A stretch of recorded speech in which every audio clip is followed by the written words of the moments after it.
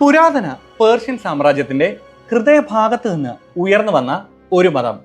ഇന്ന് നിലവിലുള്ള ലോകത്തിലെ ഏറ്റവും പുരാതനമായ ഈ മതം. ഞാൻ സംസാരിക്കുന്നത് ചക്രവർത്തിമാരെ പ്രചോദിപ്പിച്ച, സാമ്രാജ്യങ്ങളെ രൂപപ്പെടുത്തിയ സൊറാസ്ട്രിയനിസം എന്ന മതത്തെപ്പറ്റി. എന്താണ് ഈ മതത്തിന്റെ ചരിത്രം? എങ്ങനെയാണ് ഈ മതം യഹൂദ, ക്രിസ്ത്യൻ, ഇസ്ലാം വിശ്വാസങ്ങളെ സ്വാധീനിച്ചത്?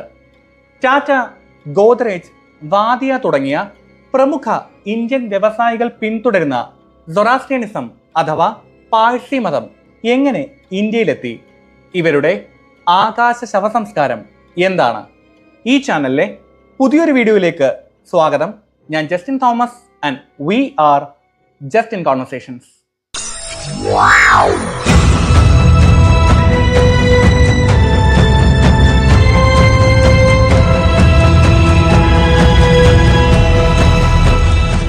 ഏകദേശം 4000 വർഷങ്ങൾക്ക് മുൻപ് ഉത്ഭവിച്ച ഒരു പേർഷ്യൻ മതമാണ് സൊറാസ്ട്രിയനിസം.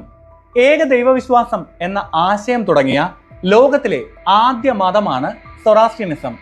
AD 7-ാം നൂറ്റാണ്ടിൽ പേർഷ്യയിൽ ഇസ്ലാം അധിനിവേശം ഉണ്ടാകുന്നതുവരെ സൊറാസ്ട്രിയനിസം 3 പേർഷ്യൻ രാജവംശങ്ങളുടെ ഔദ്യോഗിക മതമായിരുന്നു.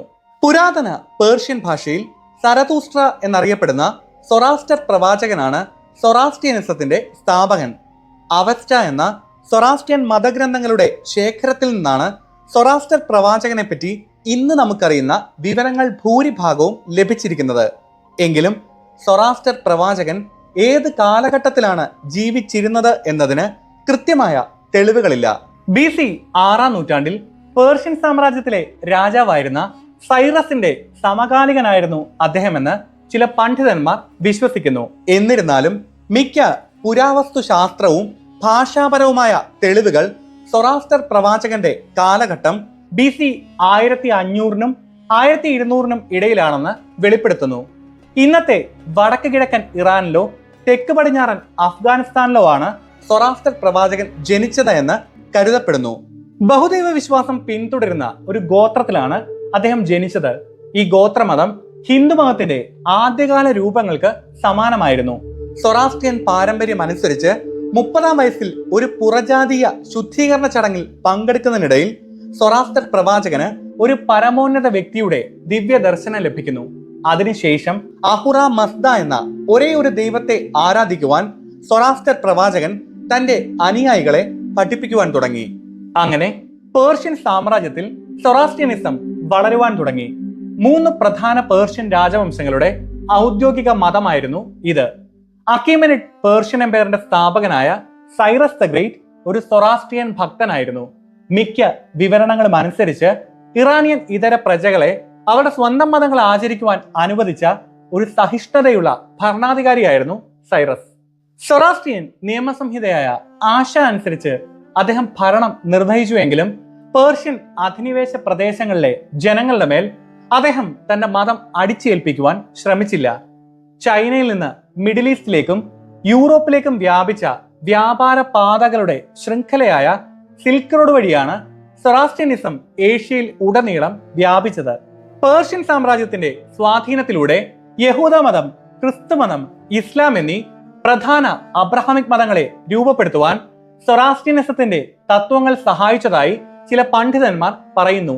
ദശാബ്ദങ്ങളായി ബാബിലോണിൽ പ്രവാസത്തിൽ കഴിഞ്ഞിരുന്ന യഹൂദ സമൂഹത്തിനായിരിക്കാം ഏകദൈവം, സ്വർഗം, നരകം, ന്യായവിധി എന്നീ സൊറാസ്ട്രിയൻ ആശയങ്ങൾ ആദ്യമായി പകർന്നു കിട്ടിയിട്ടുണ്ടാവുക. BC 539-ൽ സൈറസ് രാജാവ് ബാബിലോൺ കീഴടക്കിയപ്പോൾ ബാബിലോണിൽ പ്രവാസത്തിൽ കഴിഞ്ഞിരുന്ന യഹൂദന്മാരെ മോചിപ്പിച്ചു. അങ്ങനെ ബാബിലോൺ പ്രവാസം കഴിഞ്ഞ് യഹൂദന്മാർ യെരുശലേമിലേക്ക് മടങ്ങിപ്പോയി. പിന്നീട് അവരുടെ പിൻഗാമികൾ എബ്രായ ബൈബിൾ അഥവാ പഴയ നിയമം രൂപപ്പെടുത്തി എന്ന് കരുതപ്പെടുന്നു. തുടർന്നുള്ള 2 പേർഷ്യൻ രാജവംശങ്ങളായ പാർഥിയൻ, സസാനിയൻ എന്നീ സാമ്രാജ്യങ്ങളിൽ സൊറാസ്ട്രിയനിസം ആധിപത്യം സ്ഥാപിച്ചു. AD 7-ാം നൂറ്റാണ്ടിൽ പേർഷ്യ ഇസ്ലാം കീഴടക്കുന്നത് വരെ AD 633-നും AD 651-നും ഇടയിൽ ഇസ്ലാം പേർഷ്യ കീഴടക്കിയത് സസാനിയൻ സാമ്രാജ്യത്തിന്റെയും സൊറാസ്ട്രിയൻ മതത്തിന്റെയും പതനത്തിന് കാരണമായി.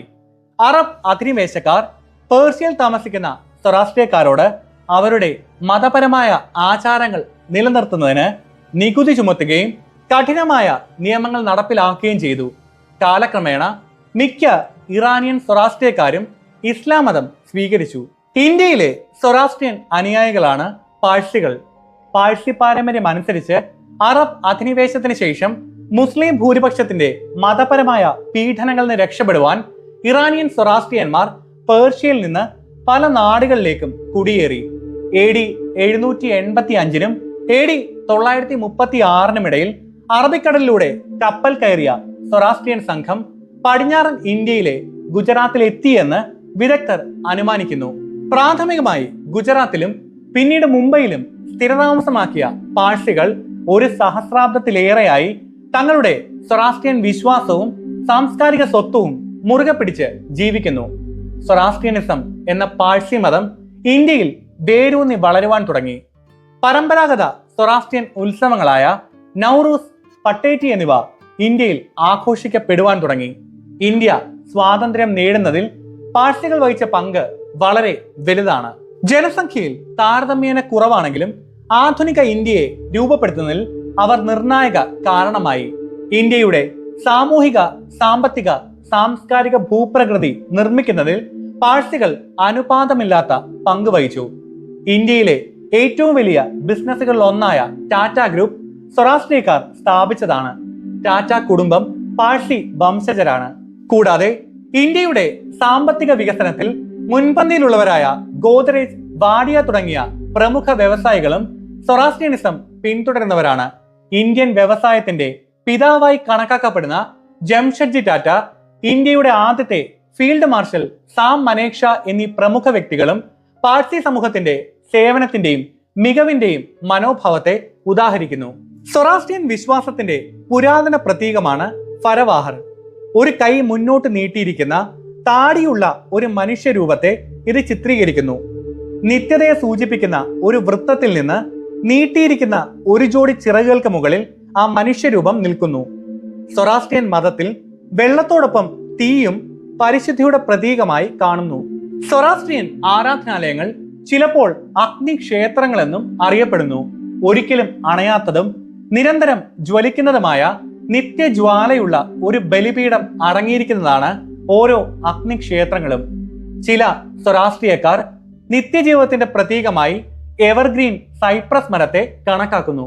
ഐതിഹ്യമനുസരിച്ച് ഗ്രേറ്റ് ഫയർസ് എന്നറിയപ്പെടുന്ന 3 പുരാതന സൊറാസ്ട്രിയൻ അഗ്നിക്ഷേത്രങ്ങൾ ലോകാരംഭത്തിൽ സൊറാസ്ട്രിയൻ ദൈവമായ അഹുറ മസ്ദയിൽ നിന്ന് നേരിട്ട് വന്നതാണ് എന്ന് പറയപ്പെടുന്നു. പുരാവസ്തു ഗവേഷകർ ഈ സ്ഥലങ്ങൾക്കായി തിരച്ചിൽ നടത്തിയിട്ടുണ്ട്.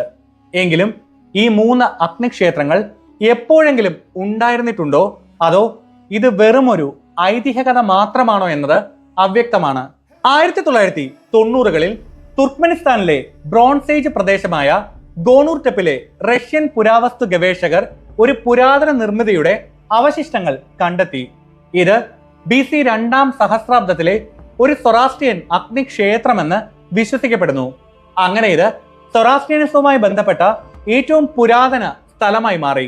സൊറാസ്ട്രിയൻ വിശ്വാസികൾ തങ്ങളുടെ മരിച്ചവർക്ക് നൽകുന്നത് ആകാശ സംസ്കാരമാണ്. ദഖ്മ അഥവാ നിശബ്ദ ഗോപുരം എന്ന് വിളിക്കുന്ന വൃത്താകൃതിയിലുള്ള ഗോപുരങ്ങളുടെ തുറന്ന ടെറസിൽ ശവശരീരങ്ങൾ വെച്ച് തിരികെ പോരുന്നു.